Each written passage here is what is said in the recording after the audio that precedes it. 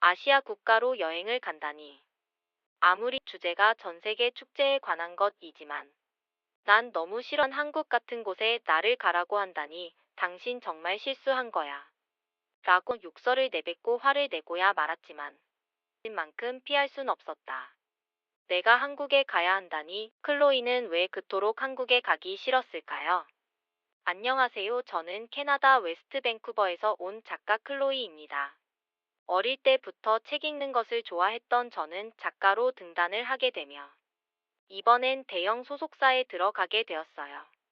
옴니버스 형태의 책을 출판하게 되어 저 같은 신입 작가가 유명 작가들과 함께 협업할 수 있는 좋은 기회를 얻어 프로젝트에 참여하게 되었는데 이번 주제에 제가 맡은 내용은 전 세계 축제에 관한 것이었어요. 그 중에 저는 아시아 국가를 맡아버렸네요. 캐나다에 쭉 살면서 아시아 국가에 대한 안 좋은 기억들이 있어 저는 단 한 번도 한국이라는 나라를 염두에 본 적이 없어요. 같은 사무실에 얼마 전 입사한 신입사원이 일본인이라고 했는데 도무지 말이 통하지 않는 답답한 사람이에요. 영어 발음도 너무 못 알아듣겠고 자기만의 고집 같은 것이 있어 전혀 팀원으로 자질이 없는 사람이에요.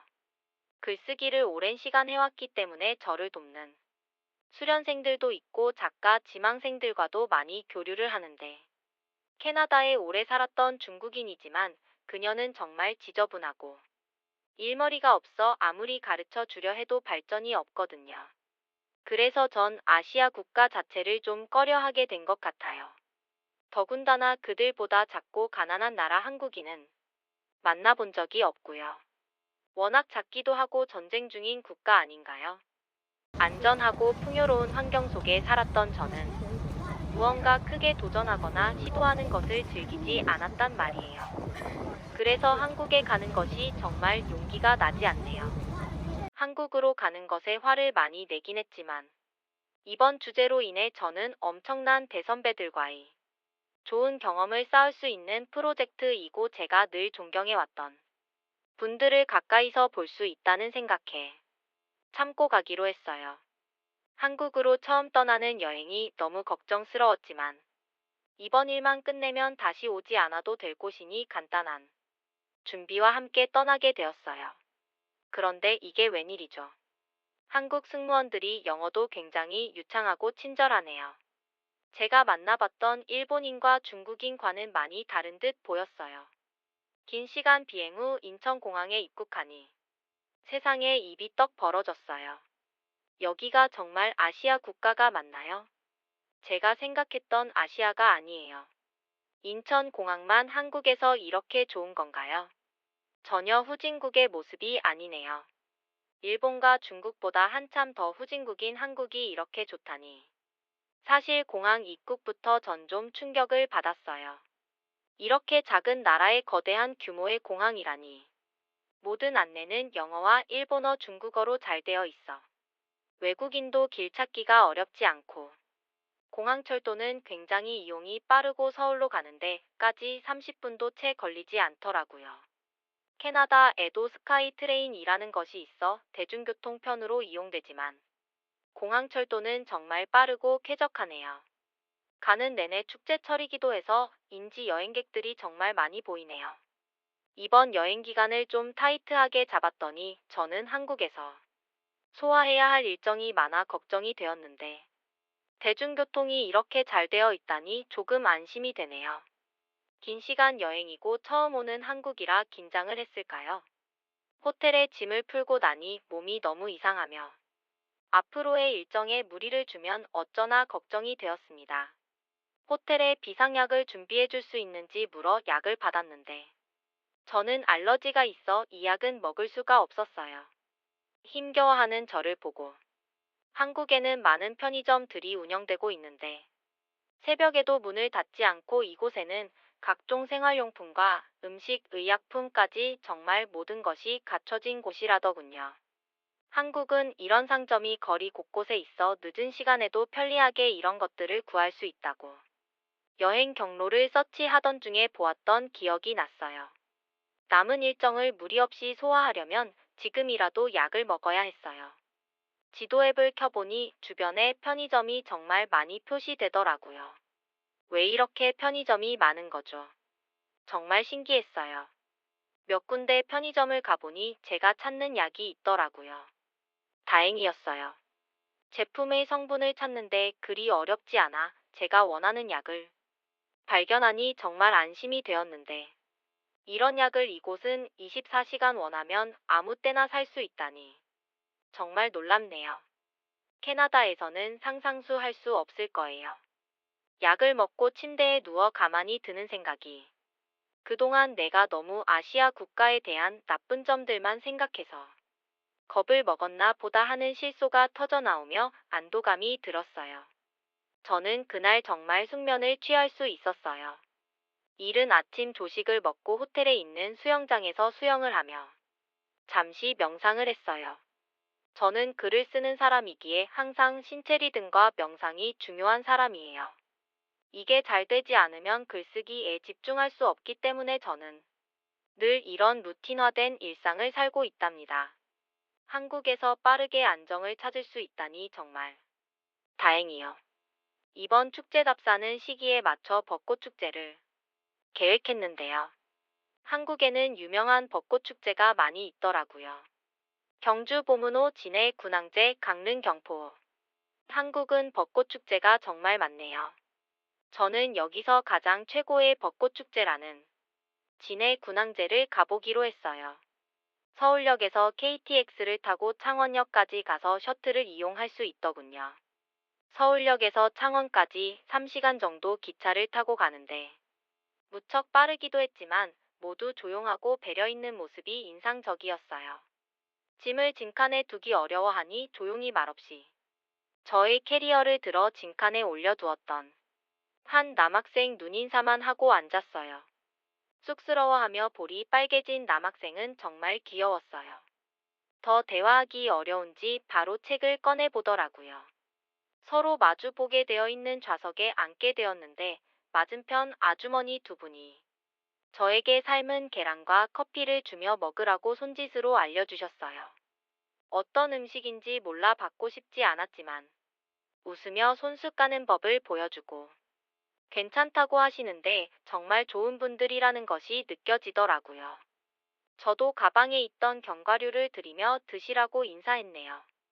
꽤나 긴 시간 앉아서 가기 지루했는데 그분들이 웃으며 이야기 나누시는 목소리가 마치 노랫소리처럼 운율이 있고 부드러운 말씨가 듣기 좋았어요.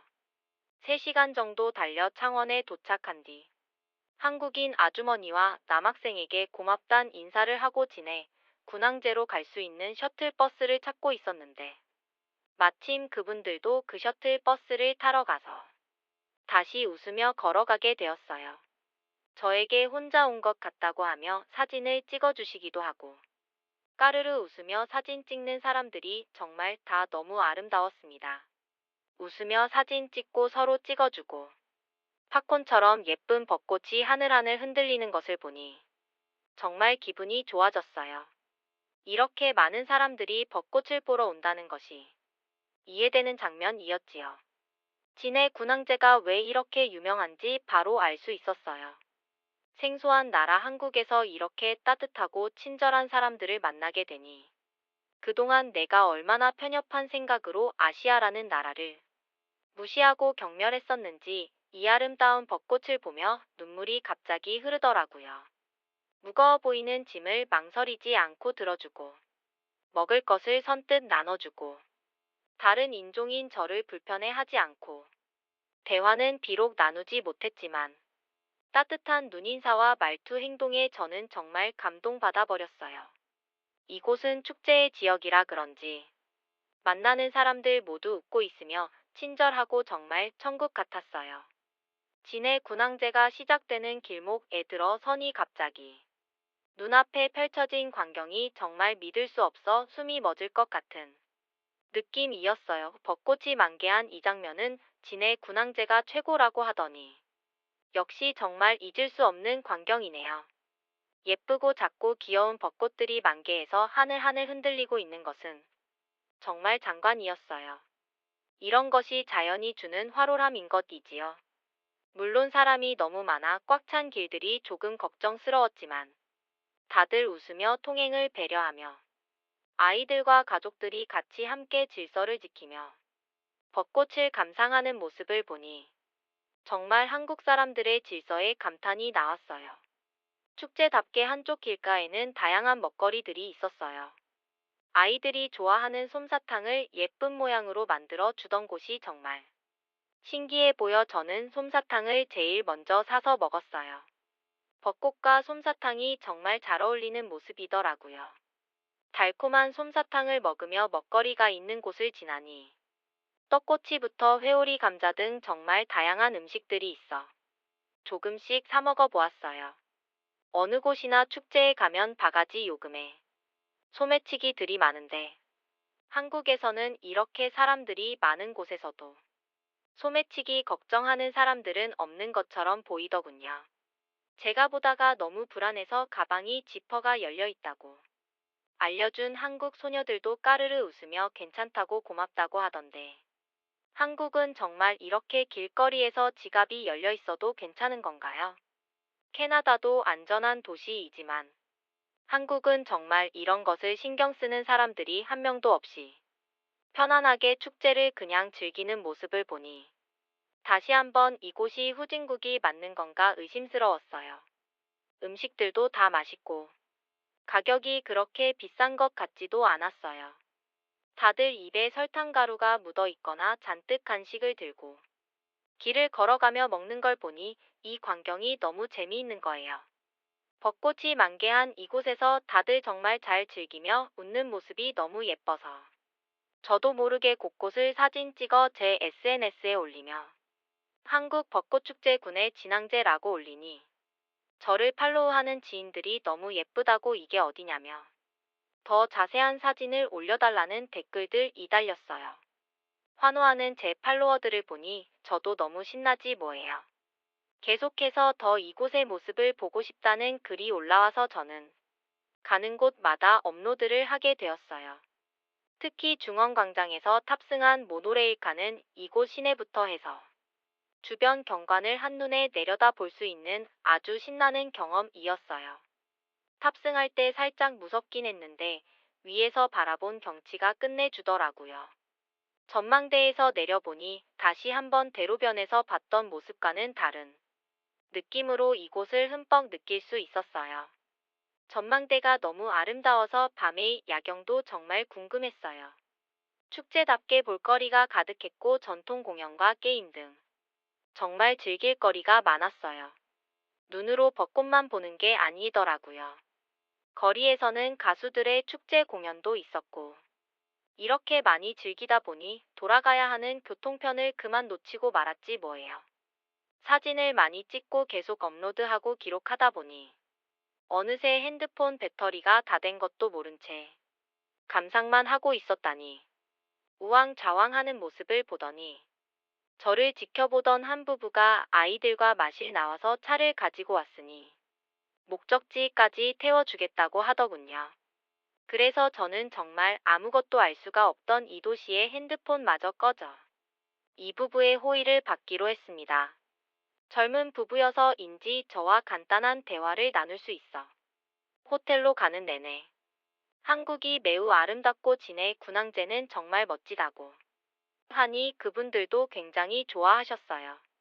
저에게 음식은 불편하지 않냐고 물어보셨는데 저는 무슨 소리냐고 저는 여기 음식이 태어나서 처음 먹어보는 음식이지만 이렇게 맛있을 수가 없다고 길에서 만든 정식 식당이 아닌 곳에서 이렇게 맛있는 음식을 만들 수 있는지 너무 신기하다고 먹어본 음식마다 맛있었다고 가는 내내 감탄을 했어요.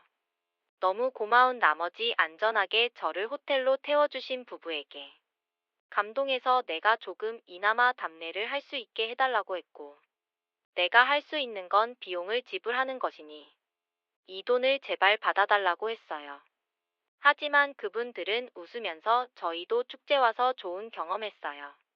한국에서 즐거운 경험을 캐나다에 가서도 잘 전해주세요. 라며 웃으면서 저희 돈을 사양하시더라고요. 여행 중에 낯선 도시에서 핸드폰이 꺼지니 정말 당황스럽더라고요. 오늘 일정을 마무리하며 호텔에서 잠시 명상의 시간을 가지며 오늘 일을 기록하는데 이런 생각이 들더라고요. 한국에 도착한 내내 저는 어느 곳이건 한국인의 도움이 자연스레 이어진다는 생각이 들었어요. 공항에서부터 호텔 서울역에서 이곳으로 오는 순간까지도 저는 누구에게 도와달라 요청하거나 한 적이 없는데 자연스러운 도움의 손길들이 있었어요. 한국인들은 측은지심이라는 것이 있다지요. 누군가가 당황하거나 공경에 빠진 모습을 보면 돕지 않고는 견딜 수가 없는 민족이라는 칼럼을 본 적이 있습니다. 맞아요, 측은지심. 한국 사람들은 누구도 다들 공경에 빠진 외국인을 그냥 지나치지 않았어요. 한국의 멋진 벚꽃 축제 이것 하나만이 저를 흔들어 놓은 게 아니었어요. 한국인들의 친절함, 자연스러운 배려가 정말 아름다운 곳이 한국이 아닌가 하는 생각이 들며 입가에 미소가 번지기 시작했습니다. 한국에서의 일정을 마치고 저는 많은 사진과 자료들 한국의 축제에 관한 자료 정리를 하는데 그중 절반 이상의 자료는 한국인의 친절함과 배려심에 대한 내용이었습니다. 물론 저는 글 쓰는 사람이기에 한국의 축제 문화에 대해서도 서술해야 하는 것이 이번 프로젝트의 주제이기에 한국은 개화 시기에 맞춰 1년 중 가장 날씨가 좋은 4월에 벚꽃이 만개하는 시기에는 지역별로 다양한 행사가 이루어지며 이 행사장으로 갈 수 있는 교통편이나 안내가 매우 섬세하다는 것을 발견했다는 내용도 같이 기록했어요. 특히나 푸드트럭의 다양한 음식들은 매우 깨끗하고 길거리 음식이라는 것이 믿을 수 없을 만큼 맛있고 정갈했다는 사진 첨부와 함께 한국인들이 얼마나 먹는 것에 진심이고 위생 개념이 확실한지 잘 알게 된 일화도 발견했어요. 회오리, 감자, 솜사탕, 탕후루, 떡꼬치 등 뾰족한 나무 막대가 쓰레기로 많이 나오는데 이것을 꽃다발처럼 한알음 모아서 지나가는 사람들이 다치지 않게 한 곳에 모아 두던 지나가는 시민. 그분도 일하는 사람이 아니었지만 그렇게 정리하더라고요. 모두들 길에서 들고 먹은 음식 포장. 쟤들은 다들 직접 분리해서 쓰레기 봉투에 버리는 모습이 아주 인상적이었습니다. 이번 프로젝트에 제가 조사한 내용들이 많이 추가가 되었는데 다들 한국의 모습을 보고 아름답다고 연발을 해서 저는 한국을 알고 싶어 하는 동료들을 위해 여행 일정을 정리하여 제 계정에 자세히 기록해 두었어요. 1년에 한 번 있다는 진해 군항제를 저의 친구들이 보러 갈 수도 있겠네요. 저의 글들을 보고 제 글이 인기가 많아져 여기저기서 저의 여행에 대한 후기를 원하는 인터뷰 요청이 많았습니다. 저는 이렇게 반응이 폭발적일지 몰랐거든요. 어떤 고리타분한 한 친구는 벚꽃은 일본이 원조이고 한국이 너무 지저분하고 볼품없어 아름다운 일본의 벚꽃을 한국에 가져다 심어다 주었다는 말을 하더군요. 일본은 침략 국가이지요. 일본이 벚꽃의 원조이냐 한국이 원조이냐 하는 이야기들은 많이 있지만 저는 그 아이기에 특별히 신경 쓰고 싶지 않고 그리고 혹시나 이것에 대한 논쟁이 끊이지 않는다고 하던데 저는 진해 군항제를 직접 보고 온 이방인으로 진해 군항제는 정말 최고였어요. 그곳에서 보인 아름다운 벚꽃과 친절히 몸에 베이고 배려 있는 관람을 하던 모습들이 저는 잊혀지지가 않아서 어느 곳이 원조라고 하더라도 저는 꼭 다음에 벚꽃이 다시 피는 봄이 되면 한국을 찾겠습니다. 한국을 후진국 작고 위험한 나라라고 생각했던 저의 편협한 생각을 지우고 벚꽃은 한국이다 생각하며 내년에는 어느 곳을 여행할지 지금부터 1년 뒤를 계획하고 이번 프로젝트를 마무리하겠습니다. 오늘 사연은 캐나다 밴쿠버에서 활동 중인 클로이 씨의 사연입니다. 한국의 벚꽃 축제를 직접 느끼고 주변에 이렇게 한국의 아름다움을 알린다고 하니 클로이 씨와 그를 아는 사람들은 조금 더 한국에 대해 잘 알게 되었을 것 같네요. 어느 곳과도 비교할 수 없는 진해 군항제. 많은 분들이 보러 가셨으면 좋겠네요.